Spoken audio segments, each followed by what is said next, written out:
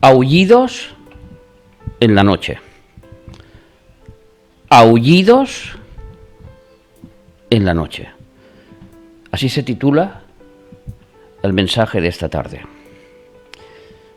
Vamos a leer en Mateo, capítulo 25, del 1 al 13.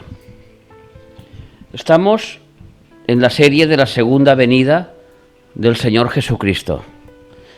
Ya llevamos, si no me equivoco, 7 mensajes y este es el octavo, o sexto, y este es el séptimo, no me recuerdo muy bien. Hemos hablado extensamente del reino milenial, hemos hablado extensamente del nuevo cuerpo, hemos hablado extensamente de la resurrección de los muertos, y hoy me quiero centrar, o nos vamos a centrar concretamente,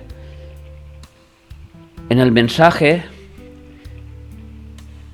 en que el Señor Jesús nos advierte cómo vendrá Él, cómo se encontrará su amada Iglesia y cuáles son las consecuencias de lo que va a ocurrir. Vamos a leer Mateo 25, lo tenéis ya, lo habéis encontrado, Mateo 25, del 1 al 13. Entonces, el reino de los cielos será semejante a 10 vírgenes que tomando sus lámparas salieron a recibir al esposo. 5 de ellas eran prudentes y 5 insensatas. Las insensatas, tomando sus lámparas, no tomaron consigo aceite, mas las prudentes tomaron aceite en sus vasijas juntamente con sus lámparas. Y tardándose el esposo, cabecearon todas y se durmieron. Y a la medianoche se oyó un clamor: ¡aquí viene el esposo! ¡Salid a recibirle! Entonces, todas aquellas vírgenes se levantaron y arreglaron sus lámparas. Y las insensatas dijeron a las prudentes: darnos de vuestro aceite, porque nuestras lámparas se apagan.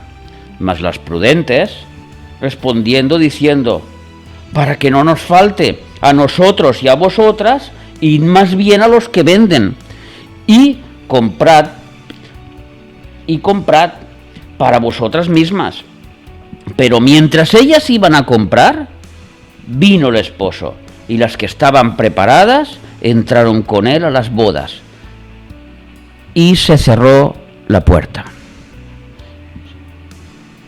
Después vinieron también las otras vírgenes, diciendo: Señor, Señor, ábrenos. Mas él respondió y dijo: de cierto os digo que no os conozco.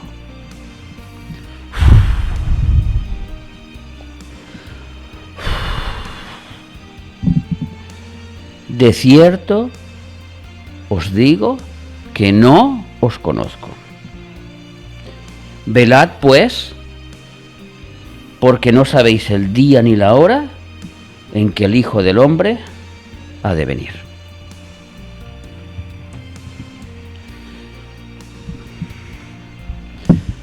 Antes de explicar esta parábola de cuándo o de cómo estaría su amada Iglesia en el momento de su llegada, en el capítulo 24 de Mateo, un capítulo antes, los apóstoles le hacen 3 preguntas al Señor Jesús. ¿Cuándo serán estas cosas? ¿Y qué señal habrá de tu venida y del fin del siglo? Y el maestro se sienta y les da una larga explicación de todos aquellos acontecimientos que sucederán antes de su segunda venida. ¿Por qué? Porque Dios no quiere que su pueblo esté ciego. Él ha dejado todo escrito en su palabra para que su palabra nos ilumine, nos fortalezca y nosotros, basados en la fe que nos da su palabra, vivamos el día a día confiados en Él. ¿No es malo preguntar? ¿No es malo querer saber? Si hoy entramos en Internet, vamos a encontrar miles de predicadores que preguntan a Dios en qué momento estamos. Si esto es el Apocalipsis, si es antes del Apocalipsis, si es un juicio divino que está ocurriendo, si no es un juicio divino y es otra cosa que bueno, se inventan 1001 explicaciones buscando por la Biblia para dar respuesta a este acontecimiento que estamos viviendo, único en la historia, no lo olvidemos, es único en la historia. En 2000 años de iglesia es la primera vez en que no podemos obedecer los mandatos de Dios. Él dijo, reuniros, y no podemos hacerlo. Él dijo, bautizar en el nombre del Padre y del Hijo y del Espíritu Santo, y no podemos hacerlo hoy en día, porque las personas, los creyentes, los hijos de Dios, no podemos reunirnos. Él dijo, tomar la Santa Cena, como hemos hecho, todos juntos, y como lo hemos tomado, separados. Entonces, los mandamientos que Él dio a su iglesia, en este momento, no se pueden cumplir. Esto es más solemne, es más profundo de lo que cualquiera puede comentar por las redes sociales. Y lo digo por las redes sociales porque ahora no hay ningún mensaje más que no llegue a través de las redes sociales, única y exclusivamente.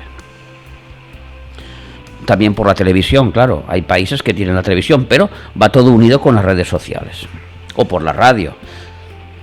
Me estoy refiriendo a los que son los medios audiovisuales.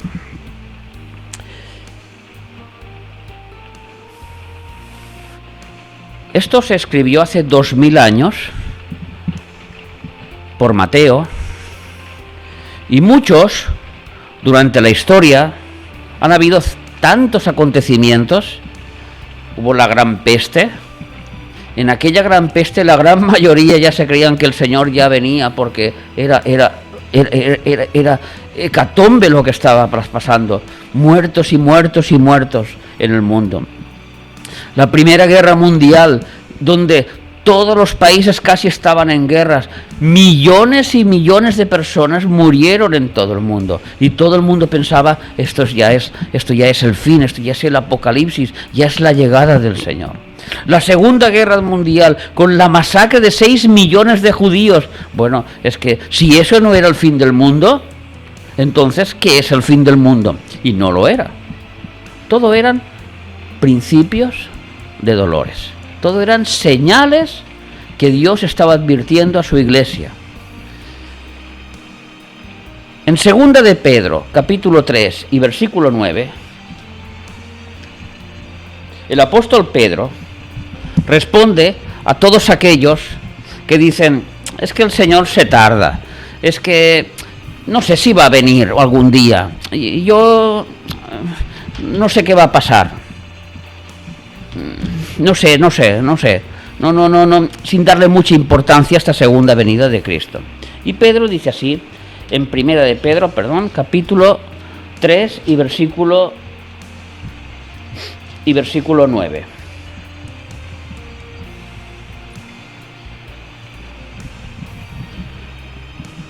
Segunda de Pedro, perdón, Dios mío. Disculpar, hermanos, Segunda de Pedro 3 y versículo 9. Y dice: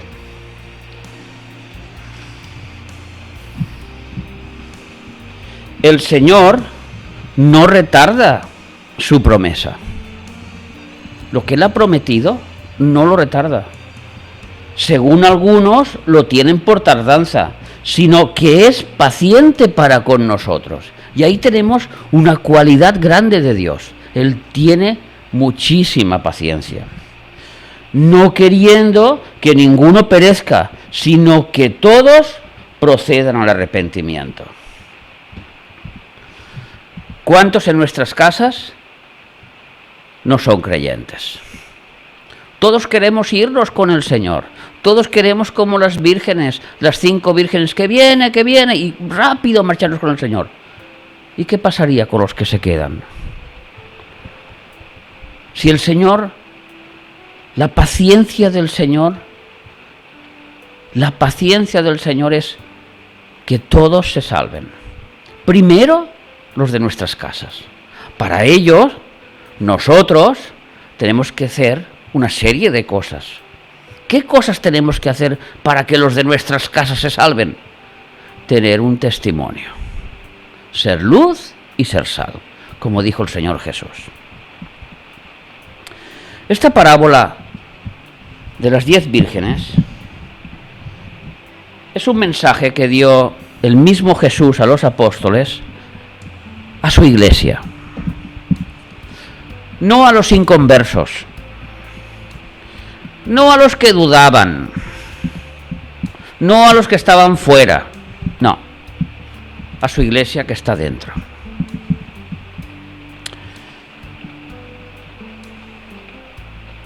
Y empieza diciendo: el reino de los cielos es semejante a 10 vírgenes.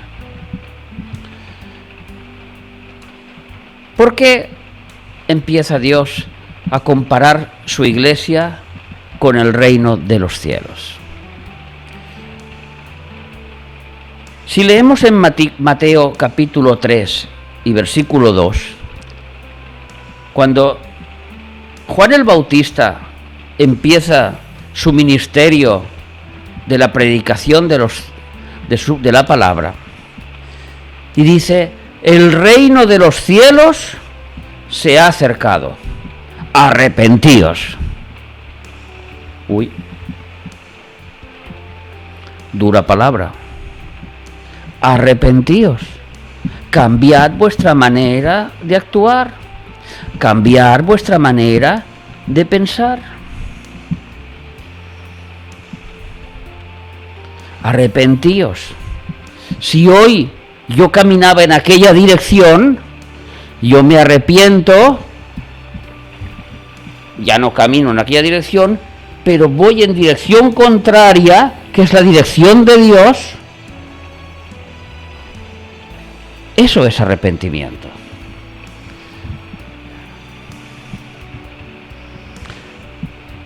¿Cómo hizo este mensaje Juan el Bautista? Por la predicación, como dice en 1 Corintios 1:21, por la locura de la predicación. Locura para aquellos que se pierden.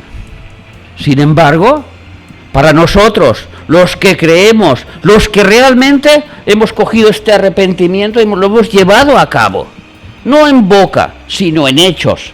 Yo antes era una persona que engañaba allí por donde iba, pero ahora no solo no lo hago, sino que me doy la vuelta y, si Dios me lo permite, restauro lo que he hecho, con la ayuda de mi Dios. Eso es el arrepentimiento. Esa es la locura del Evangelio. No nos engañemos, hermanos. Esto es la locura del Evangelio. Cuando los demás ven estas formas de actuar en el pueblo de Dios y no lo entienden, no lo pueden comprender, en su espíritu va más allá, no lo entienden. Como una persona que antes se iba detrás de las mujeres locamente, detrás de una, de otra y de la que podía, mientras su mujer estaba en casa, y ahora esta persona está locamente enamorada de su mujer, ama a su mujer, la trata como una reina, y no es que no mira a nadie más, es que no le interesa ninguna otra mujer en el mundo que no sea su mujer. ¿Cómo se consigue este cambio? ¿Es mental? ¿Lo haces tú con la mente? Aquella persona que fumaba 2, 3 paquetes de tabaco y de la noche a la mañana da media vuelta y ya no fuma, es la locura del Evangelio. Poco a poco iremos entrando en matices. Hechos, capítulo 3 y versículo 19.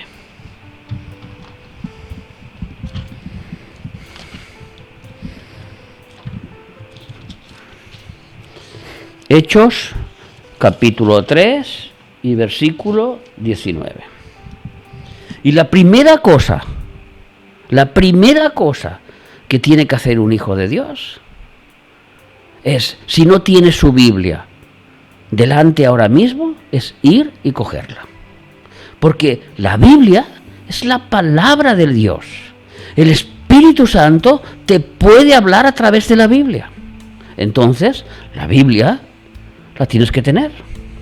Si yo, como dice el famoso Armando Alducín, si yo voy a jugar un partido de fútbol, porque soy un jugador de los 22 que están en el campo, y llegamos allí y no hay pelota,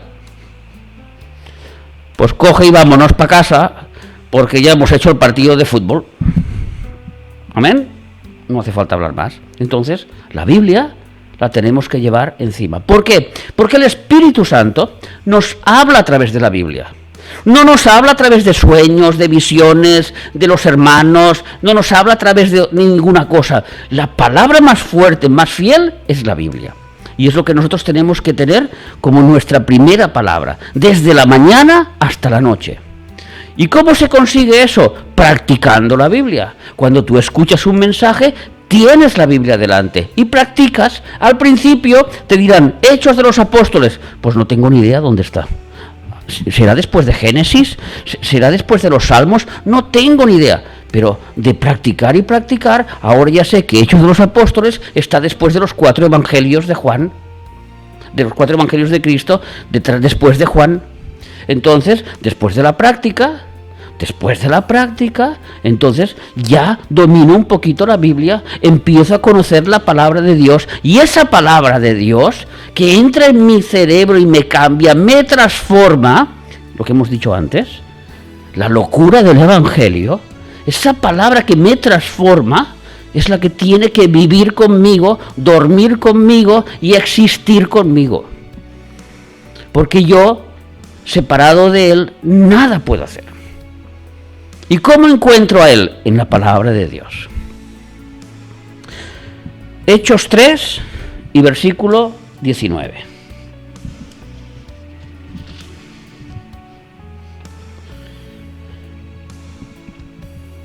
Después de que el apóstol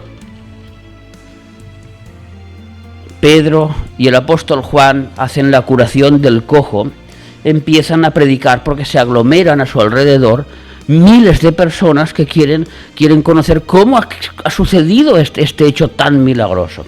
Y en esta predicación que él hace, casi concluyendo, dice el apóstol Pedro, así que arrepentíos, que es lo que hemos dicho hace un momento, y convertíos, para que sean borrados vuestros pecados, para que vengan de la presencia del Señor tiempos de refrigerio.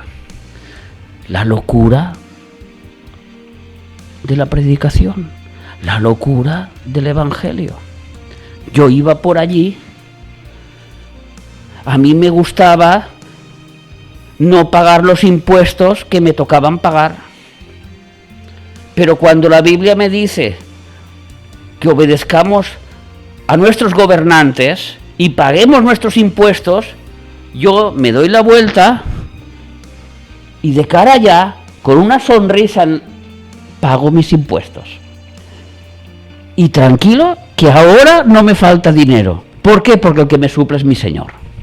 Antes, cuando no pagaba mis impuestos, siempre me faltaba dinero. Nunca tenía bastante. ¿Lo entendemos? La locura del Evangelio. Cuando Dios ve que te has arrepentido y te has convertido, o sea, has actuado, entonces vienen los tiempos de refrigerio. Y ahora resulta que tengo, por decir algo, menos ingresos que antes, pero ahora tengo más dinero que antes. Porque Dios multiplica el dinero. Antes no, ahora sí. ¿Por qué? Porque Dios ha visto el arrepentimiento y ha visto la conversión. Esto es el reino de los cielos, que le habla a las 10 vírgenes. ¿Por qué eran 10 vírgenes? ¿Por qué no eran 11? ¿Por qué no eran 12? ¿Por qué eran 10? El número 10 es la base completa de la responsabilidad humana. ¿Has escuchado bien? Significa que tú eres responsable. Cada miembro de la Iglesia, cada uno de nosotros, somos responsables delante de Dios. Eso significa el número 10. ¿Cómo lo sabemos? Muy fácil. Por los 10 mandamientos primero. Por las 10 ordenanzas que dio Dios al pueblo de Israel y que han trascendido a otros pueblos, y hoy en día el 99% de las leyes del mundo están basadas en los 10 mandamientos. Donde si tú transgredes una sola de esas leyes, ya no eres justo. Vas conduciendo con tu coche, con tu moto, un semáforo en rojo, te paras, llevas el cinturón, todo perfecto. Sigues conduciendo, un stop, a ver, pues no veo a nadie, y te lo pasas. ¡Pip! La policía, ¡alto ahí! Bueno, me han pillado, ¿qué ha pasado? Mire, señor policía, yo llevo 20 años conduciendo. Nunca me han puesto una denuncia, pero nunca, yo he cumplido todas las leyes. Mire, acabo de salir de aquel semáforo en rojo, lo ve allí, y yo estaba allí parado. Y el policía dice, sí señor, es verdad, veo su historial, usted tiene toda la razón del mundo, es verdad, nunca le han denunciado. Usted es un conductor 10. Pero ahora tengo que denunciarle, ¿no? ¿Y por qué? Porque se ha saltado el stop. Con una ley que ha transgredido todas. Por eso nuestra responsabilidad delante de Dios es completa. Por un pecadito de nada,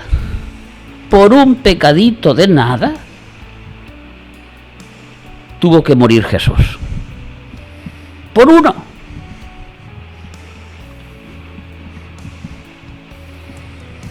Cuando Daniel se presenta ante el rey Nabucodonosor en el capítulo 1 y versículo 20, y Nabucodonosor le hace un examen.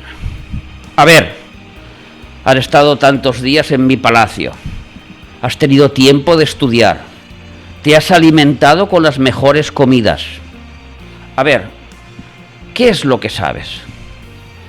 En ese versículo, si lo queréis leer más adelante, Daniel 1:20, dice que Nabucodonosor lo encontró 10 veces mejor que al resto. 10 veces mejor. El número 10 es una obra de completación, es como si dijéramos, es la perfección completa de la obra de Dios. El número 10 y sus múltiples aparecen en el tabernáculo, en las columnas, en las cortinas, en los codos, en las basas, como queriendo decir que es completamente nuestra lo que he dicho antes, o sea, nuestra responsabilidad ante Él está completa en el número 10. Y ya no hablemos de nosotros, imaginaros si es completa, la perfección del número 10, que ¿cuántos dedos tengo? En las manos y en los pies tenemos 10. Entonces, volviendo a nuestro texto, y a las 10 vírgenes, entonces el reino de los cielos será semejante a 10 vírgenes, que tomando sus lámparas salieron a recibir al esposo. Hay que aclarar que la palabra esposo, nufios, en el griego, no significa esposo. Es lógico. Si son 10 vírgenes que se van a casar con aquel, es el novio, no es el esposo. Cuando es esposo es porque ya han consumado el matrimonio. Entonces se tradujo esposo cuando lo que se quiere decir es novio, y así en infinidad de traducciones en la Biblia. Mateo 9:15, cuando dice que sus apóstoles no iban a ayunar mientras tuvieran al esposo, no, mientras tuvieran al novio con ellos, que cuando el novio se fuera, entonces ayunarían hasta que se vuelvan a encontrar con él en las bodas. Allí en las bodas es cuando hay un casamiento espiritual, claro, un casamiento. Y entonces la iglesia, las vírgenes y el novio Jesucristo se casan.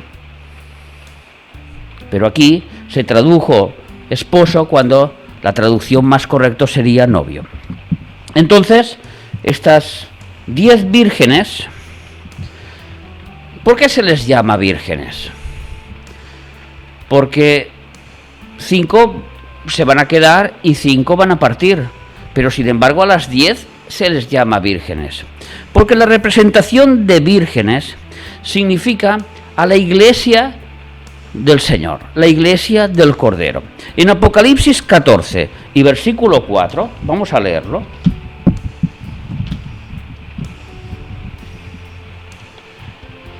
Se habla de aquellos.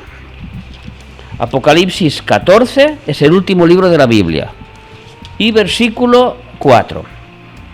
Estos, hablando concretamente de los 144.000, dice, estos son los que no se contaminaron con mujeres, pues son vírgenes. Estos, ahora explica bien quién son. Son los que siguen al Cordero por donde quiera que va. Estos fueron redimidos de entre los hombres como primicias para Dios y para el Cordero. Estos, los que siguen al Cordero. Ahora ya sabemos que las vírgenes son la iglesia de Dios que sigue a Jesús. No que viene a la iglesia, se sienta en el banco y cuando llega al coche, después de que ha salido, ya no se acuerda de lo que ha predicado el pastor. Ya no se acuerda de que el Espíritu Santo le ha tocado y se ha puesto a llorar. Ya no se acuerda aquel momento tan emotivo en que el Espíritu Santo lo ha tocado y se siente lleno de gozo. Y cuando llega al coche y se cruza con la primera esquina, con el primer semáforo y el primero que se salta al semáforo o que no sabe conducir y sacas la cabeza por la ventanilla y ese es el cristiano que muchas veces sale de la iglesia y no sigue al Cordero. Pero aquí está hablando de unas vírgenes que siguen al Cordero, que están desposados con Cristo y que salieron a recibir al esposo para las bodas. Apocalipsis 19:7, cuando la iglesia se encuentra con Cristo para casarse. Muy bien. De estas vírgenes nos encontramos que 5 eran sensatas y 5 insensatas. El 5 en la Biblia representa la responsabilidad nuestra por nuestro testimonio. Cuidado lo que he dicho, la responsabilidad nuestra por nuestro testimonio. Cada palabra que el Espíritu Santo inspiró a los escritores de la Biblia son importantes. Los que estudiamos la Biblia, cada palabra es importante. Y podían haber sido 6 y 4, o podían haber sido 3 y 7, pero son 5, porque el 5 es la responsabilidad que nosotros tenemos con los de fuera. Números, capítulo 5 y versículo 7.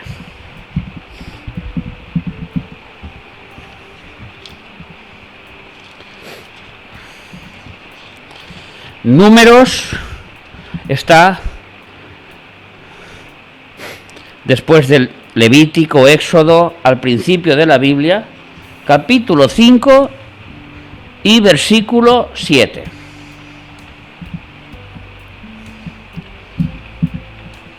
Aquella persona confesará el pecado que cometió y compensará enteramente el daño y añadirá sobre ello la quinta parte. Ahí lo tenéis. Y lo dará a aquel contra quien pecó. Entonces, en este versículo nos dice, como hemos dicho antes, que si uno antes era un ladrón y cuando llegaba a la oficina robaba los folios, robaba los bolígrafos, robaba todo lo que podía para llevárselo a casa, ahora que es cristiano y que el Espíritu Santo mora en él y le ha hecho comprender y ha transformado, se ha arrepentido, como hemos dicho antes, y se ha convertido, ahora él dice en estos versículos que devuelva lo que ha sustraído 5 veces más. ¿Por qué? Porque es el testimonio que nosotros tenemos con el resto. Cuando tú llegas a tu jefe, que no es el caso, pero cuando tú llegas a tu jefe, digamos así el ejemplo, con 5 grapadoras o 5 paquetes de folios, señor, aquí le vengo a dejar esto, o lo dejas allí para restituirlo, si alguien lo ve, dirá, este chico está loco, esta chica está loca. Estos son de otro planeta. Sí que existen los extraterrestres, son ellos.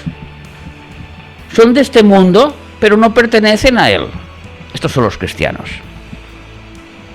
Así, el número 5 hemos dicho que es nuestra responsabilidad en nuestro testimonio.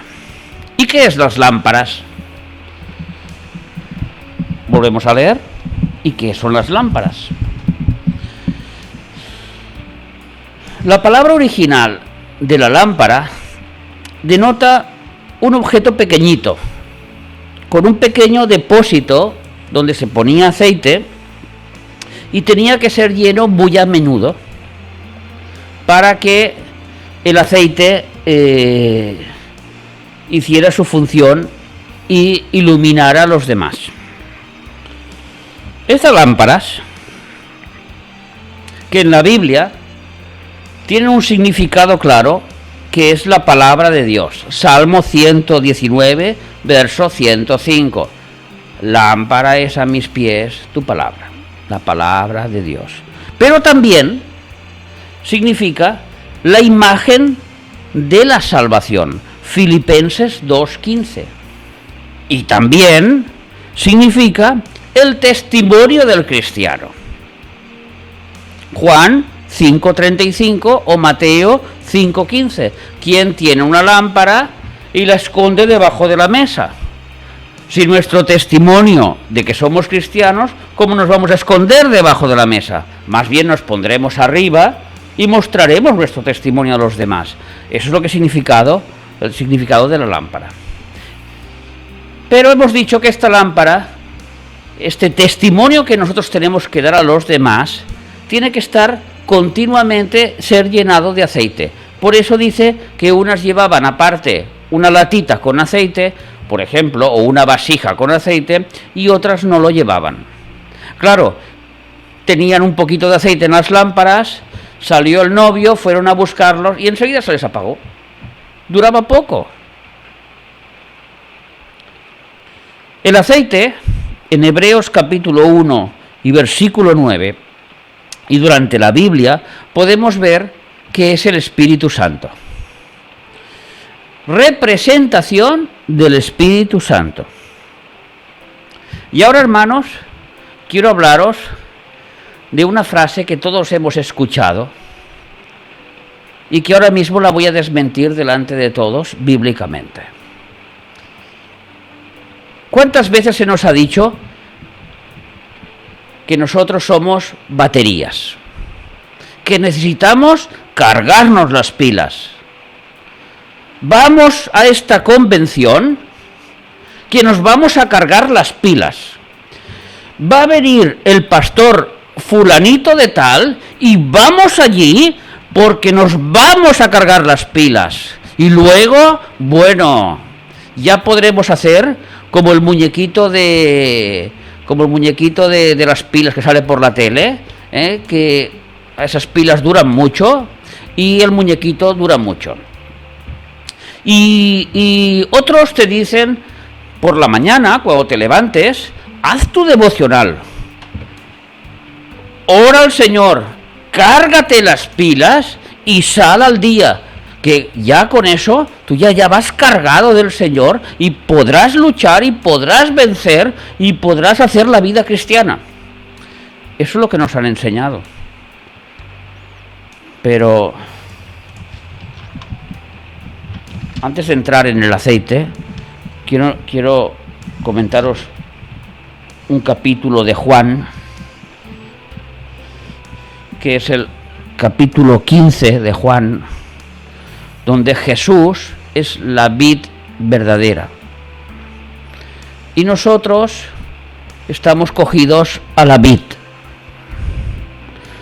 No somos una planta separada de Cristo, sino que estamos cogidos de la vid. Y su savia, la savia de la planta, o sea, la sangre de la planta, digámoslo así, circula a través nuestro. Y entonces cuando esa savia, cuando esa sangre de Cristo circula a través nuestro, en la vid, os aconsejo que lo leáis en casa, Juan capítulo 15, podemos dar frutos. Separados de Él, nada podemos hacer. Ya lo leeréis en casa. Juan capítulo 5. No somos una batería. Entonces, ¿qué es lo que somos? ¿Por qué estas lámparas representan el testimonio del cristiano?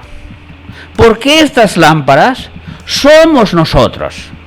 Lo que nosotros somos.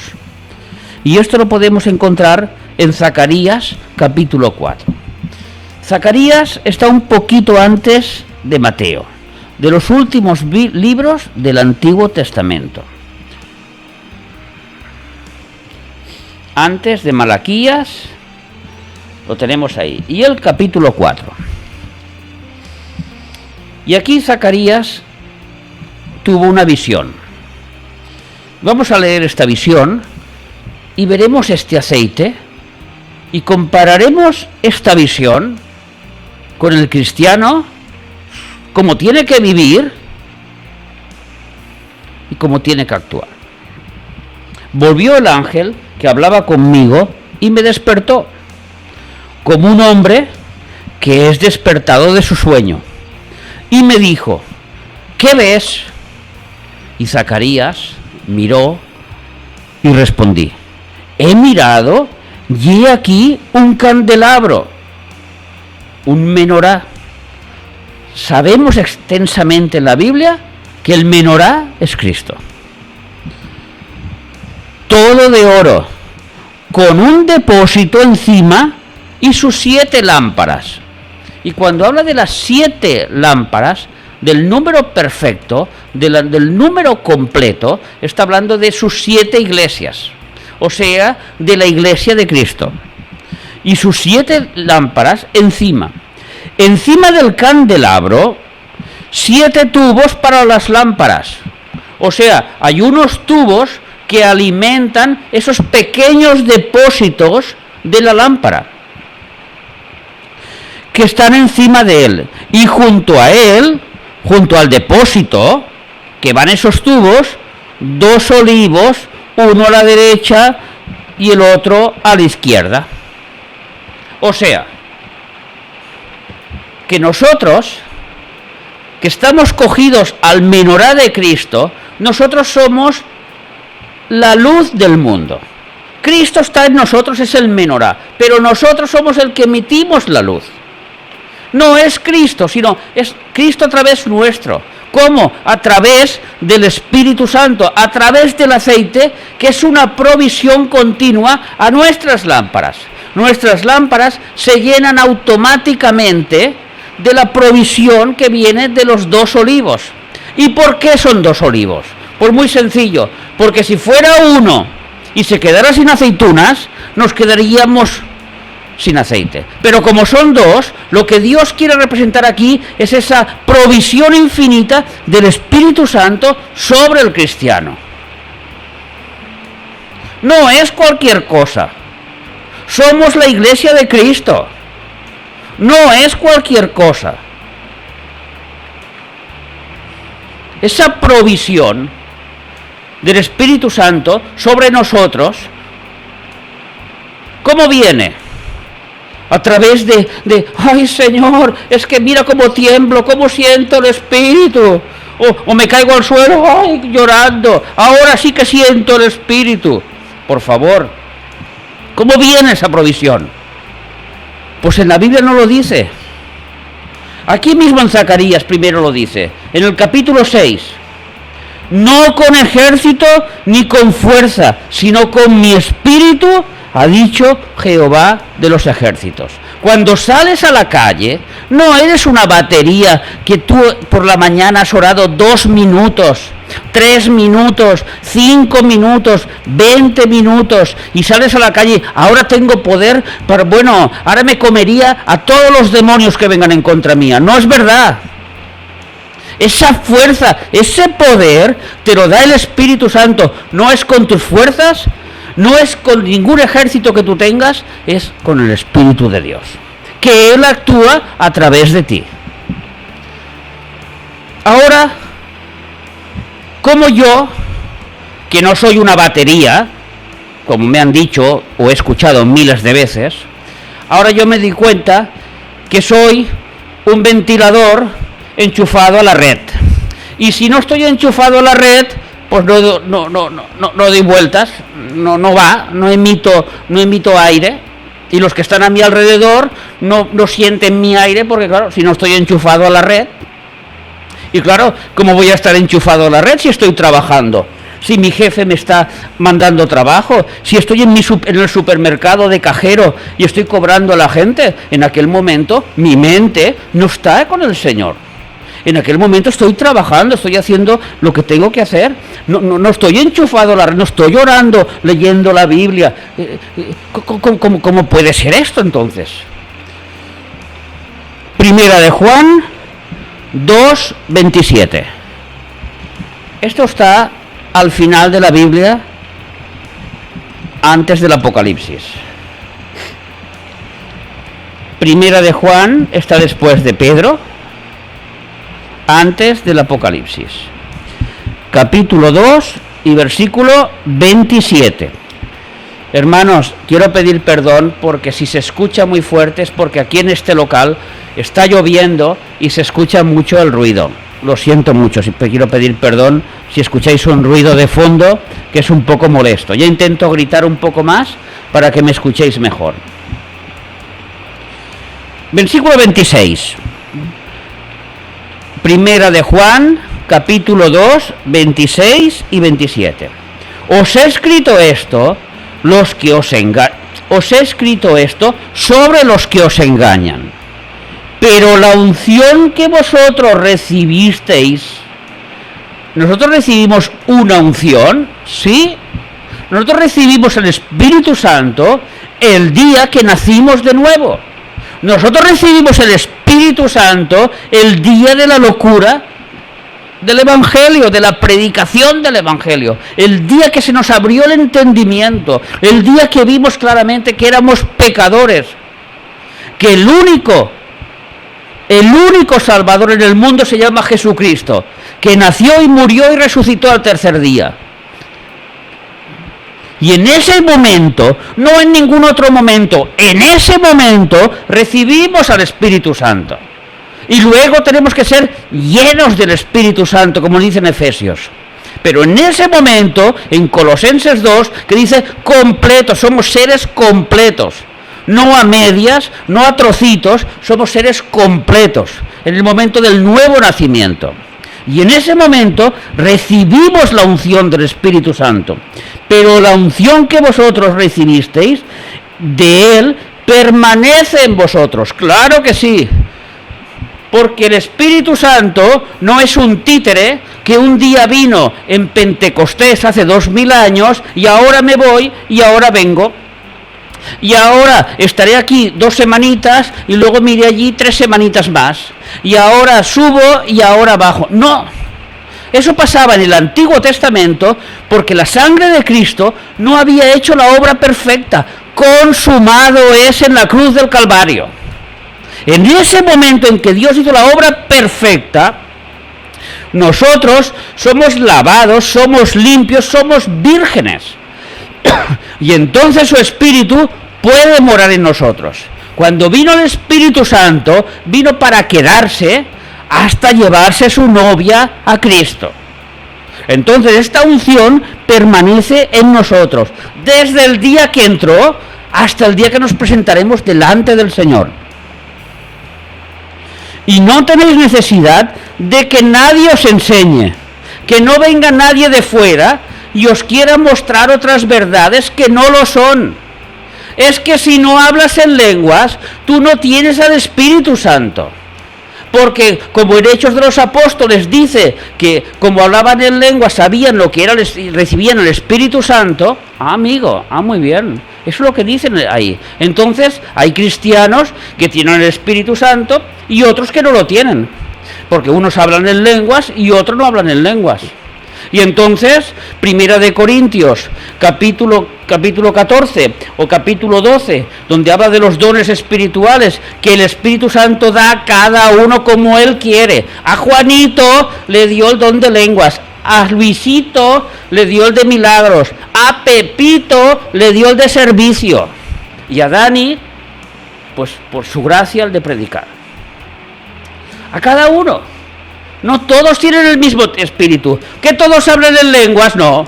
Que todos hacen milagros, no. Que todos profetizan, sí. Porque profetizar, lo podemos leer en 1 de Corintios 14, es hablar la palabra de Dios. Para exhortación, para consolación, para edificación. Eso es consolar. Eso es profetizar. Y no decir barbaridades. Porque la palabra de Dios está escrita. Y aquí os lo dice, que nadie os puede enseñar. Así como la unción misma, el Espíritu mismo que tenemos, os enseña todas las cosas. Y es verdadera, o sea, es verdad. Y no es mentira. Según ella os ha enseñado, permaneced en él. ¿Qué es la verdad? Aquí está. Aquí, en vuestras rodillas ahora mismo, delante de vosotros, esta es la verdad. La palabra de Dios es la única verdad. Y todo aquel que no se guíe por la palabra de Dios, hermanos, mira a ver tu lámpara, a ver si está medio vacía. Esta unción que viene, que tenemos, que es el Espíritu Santo y que la llenamos con la Biblia. El Espíritu Santo nos habla a través de la Biblia. Por eso he dicho que es tan importante tenerla en las rodillas.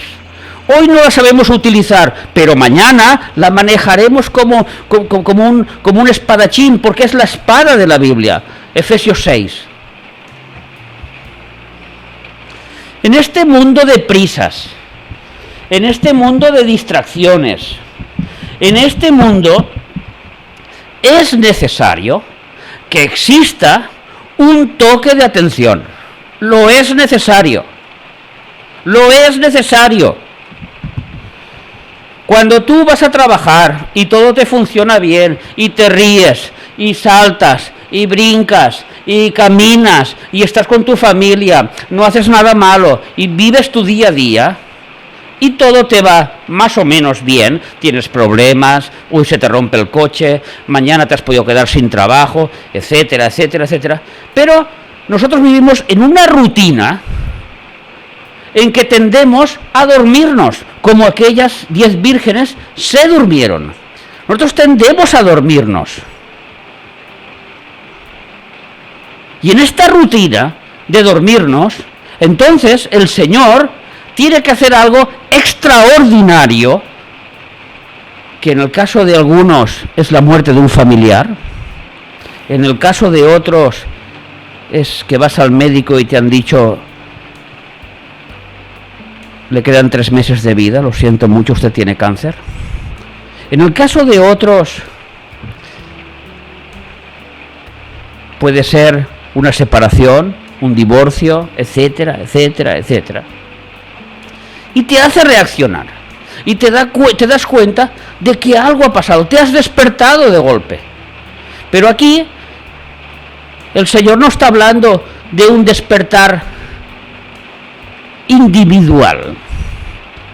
Está hablando de un despertar colectivo de la Iglesia. Y de aquí, de este versículo, viene el título de la predicación.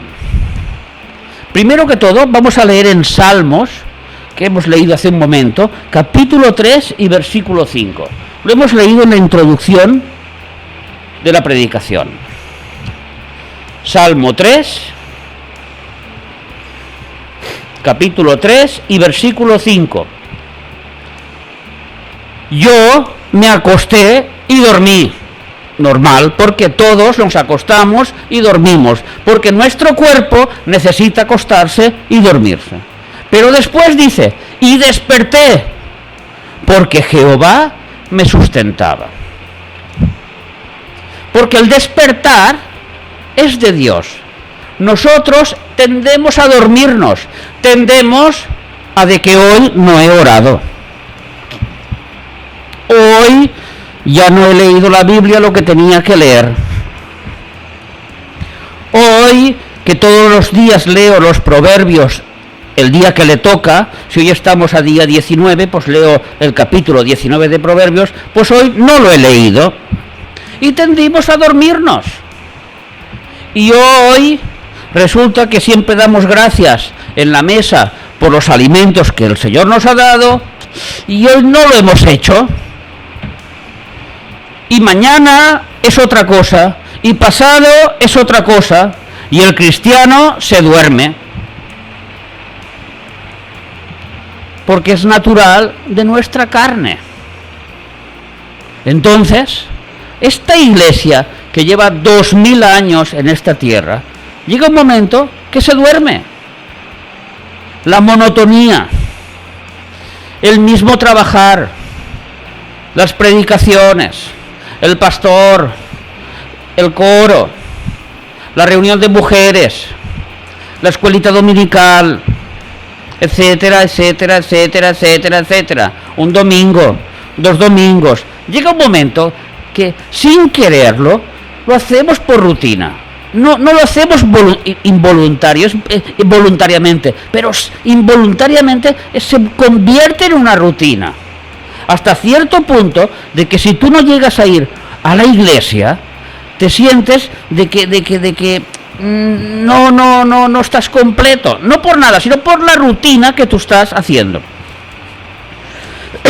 No te das cuenta que ir a la iglesia no es por la rutina, no es por los hermanos, que es por Dios y compartir con los hermanos. Es totalmente diferente. Entonces, el despertar lo crea Cristo. Y vamos a leer todos juntos Mateo 25, capítulo 6. Y a la medianoche se oyó un clamor. Aquí viene el esposo, salid a recibirle. Para lo que significa esta frase, lo que significa la palabra clamor, tendría que decirlo así. Y a la medianoche se oyó ¡eh! ¡eh! ¡eh! Eso es lo que significa. Que viene el esposo, salid a recibirle. La palabra kraugé, en el original griego, es una onomatopeya, que significa que es, por ejemplo, si tú dices ay y escribes ay, eso es una onomatopeya. por ejemplo, un burro ¿cómo hace?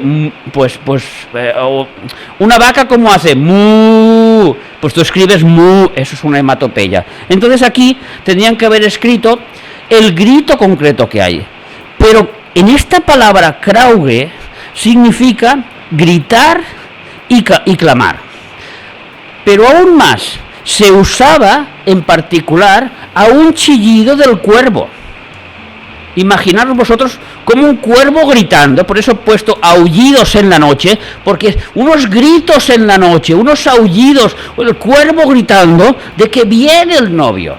Es imposible no oírlo nadie, todos los tienen que oír. Las vírgenes tienen que oír esa voz. Pensar que en Tesalonicenses dice con voz de mando y trompeta de Dios.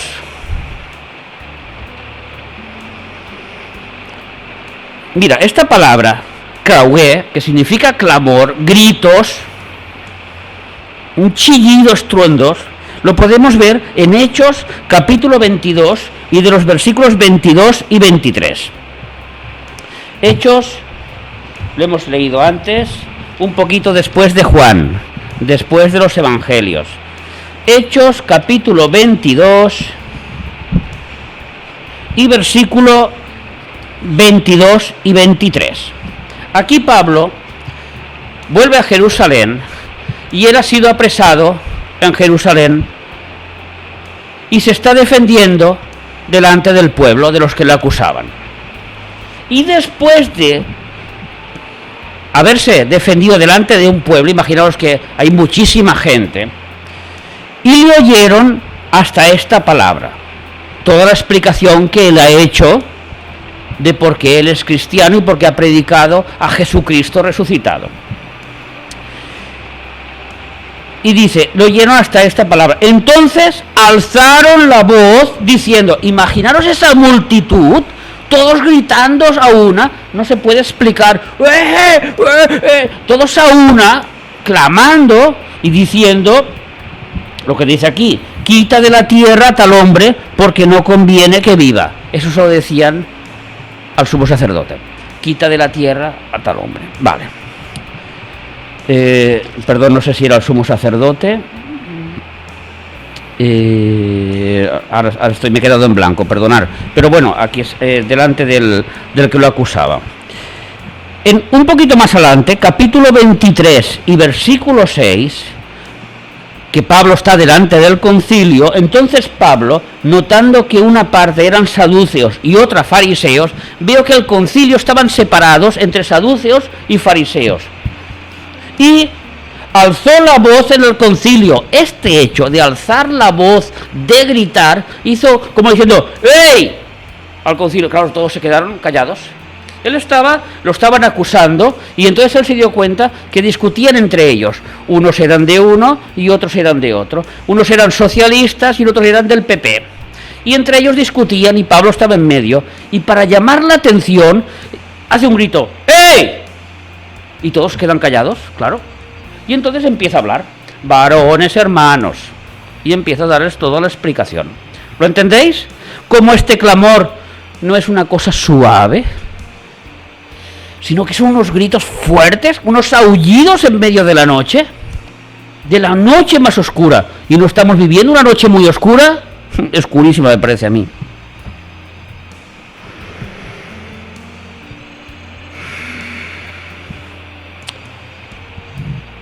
No vamos a tener tiempo para acabar este mensaje. Continuaremos la semana que viene.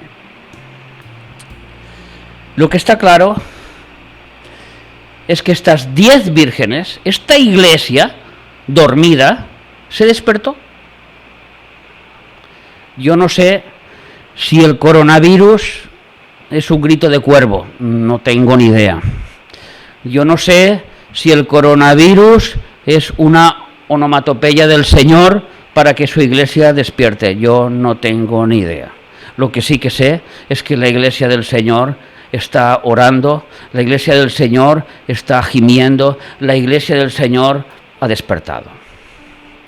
Ahora, entre estas 10 vírgenes, 5 se quedan, 5 se van, Esto lo veremos la semana que viene, no vamos a tocar más extensamente, tocaremos más extensamente lo que significa esto. ¿Cómo está tu lámpara? ¿Cómo está mi lámpara? ¿Tiene un suministro directo del árbol por unos tubos, como dice Zacarías? ¿O tu lámpara es un pequeño depósito, como una batería, que después de que has orado, Padre nuestro que estás en los cielos, gracias Señor, cuida a mi familia, cuídame a mí, amén, y que todo vaya bien? Y cuando llego a la calle, mi lámpara se ha apagado y yo soy como los del mundo. ¿Mi testimonio es como el resto? ¿O yo soy esta lámpara que está cogida al menorá, que soy esa luz brillante y que el Espíritu Santo no para de iluminarme, no para de enviarme aceite para que yo brille y brille y brille y brille y brille? ¿Y cómo lo consigo? Por la palabra de Dios. Por la palabra de Dios. Única y exclusivamente por la palabra de Dios. Dios Padre preparó unas obras para que nosotros andáramos en ellas. Efesios 2:10. Estas obras están basadas en... ¿Vosotros en qué creéis que están basadas? ¿En el Quijote, que es un libro muy famoso? ¿O en las obras de Shakespeare? ¿O están basadas en la Biblia? Si yo no tengo contacto con la Biblia de corazón, si yo no cojo un compromiso de corazón, hermanos, esto es más serio de lo que parece. Mira, para mí es un mensaje súper difícil, porque primero me estoy hablando a mí. Más que a vosotros me estoy hablando a mí. El Espíritu Santo me está hablando fuerte hoy a mi corazón. Si yo no cojo un compromiso con el Señor, de apartarme del pecado, de llevar una vida santa, porque sin santidad nadie verá al Señor. Si yo no tengo un compromiso de fe, lo que a Dios le agrada es la fe. Si yo no tengo un compromiso de estudiar su palabra, de leer su palabra seriamente cada día, eso es ser lleno del Espíritu Santo. No os olvidéis, eso es ser llenos del Espíritu Santo. Esto es ser llenos del Espíritu Santo. Hagamos una oración. Padre nuestro que estás en los cielos. Padre, estamos viviendo unos momentos muy oscuros, muy oscuros, muy oscuros. No sé si somos conscientes del momento que estamos viviendo. Tú nos lo dejaste escrito en la palabra. Cada cosa de lo que iba a acontecer. Tu palabra, Padre, crea este anhelo en nuestros corazones, que tu palabra sea nuestra luz cada segundo. Yo no hago nada que no sea dirigido por tu palabra, porque tu Santo Espíritu me guiará por tu palabra, porque los hijos de Dios son guiados por el Espíritu de Dios, por la palabra de Dios. Señor, quita este espíritu de engaño que está engañando a mis hermanos, creyendo que la palabra no es importante. Tu palabra es lo más importante. Padre, perdónanos. Perdónanos de donde hemos caído, Padre. Padre, engánchanos otra vez a tu vid. Que seamos sarmientos enganchados a la vid de Cristo. Y que demos fruto, que seamos lámparas enganchadas al menorá de Cristo y que los tubos del Espíritu Santo nos provean del Espíritu, del aceite para encender nuestras lámparas, para ser testimonio al mundo de que tu Hijo es real, de que el cristianismo no es una falsedad, de que el cristianismo se vive hoy, ahora y después. Que no es un momento de escuchar la predicación y cuando salgo no me acuerdo. Padre, ten misericordia de nosotros que somos pecadores. Padre, acuérdate de los nuestros, Padre, que todavía no te conocen. Padre, que nosotros seamos esa luz, que lo traigamos a ti. Padre, no hay milagro que tú no puedas hacer. Más que hacer caminar un cojo, es hacer nacer a un pecador de nuevo. Por favor, por favor, por favor, toca nuestras familias. Lo necesitamos. Haznos parecer cada día más a Cristo. Lo necesitamos. Lo necesitamos nosotros. Lo necesita nuestra familia. Lo necesitan nuestros hermanos en la fe.